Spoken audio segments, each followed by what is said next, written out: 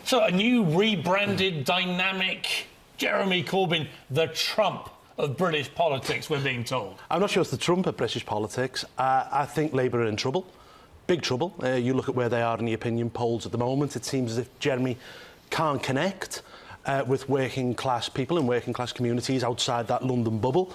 And I think this relaunch is probably what they need. But as far as we're concerned, in UKIP, we will continue to talk about... But he has got 550,000 members of the Labour Party. The biggest political party in Western Europe. The biggest, I mean, it's the most extraordinary membership.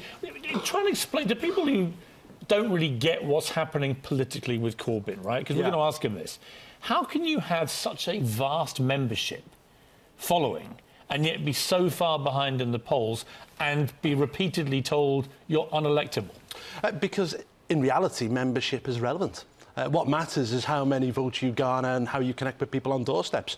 And obviously, he hasn't been. And the reason why, I think, is because he hasn't been talking about the things which really matter to working class people. That's law and order, that's immigration, that's putting British people first at the top of the job market and ensuring that British people's tax is spent here in our country on the things that we want it to be spent. You know a little bit about how support can sometimes not manifest itself as seats because, UKIP has a huge amount of support.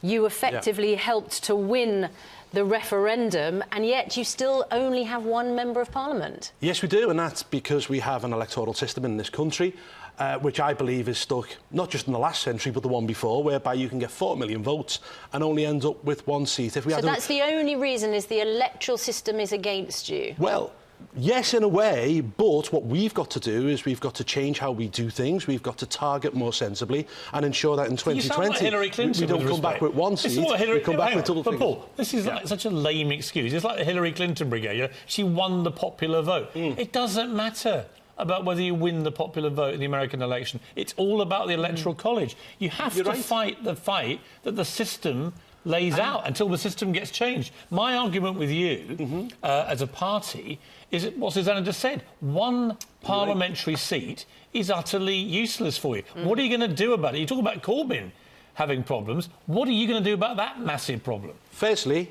you're right.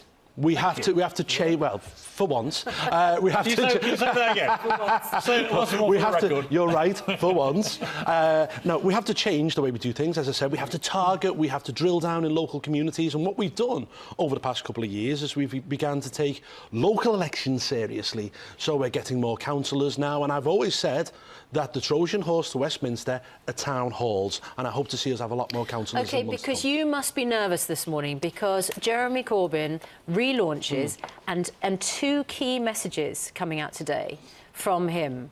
Firstly, Britain can be better off after Brexit. He's acknowledged that the vote has happened. He's acknowledged the country wants us to get out of the EU, and he's looking on the bright side.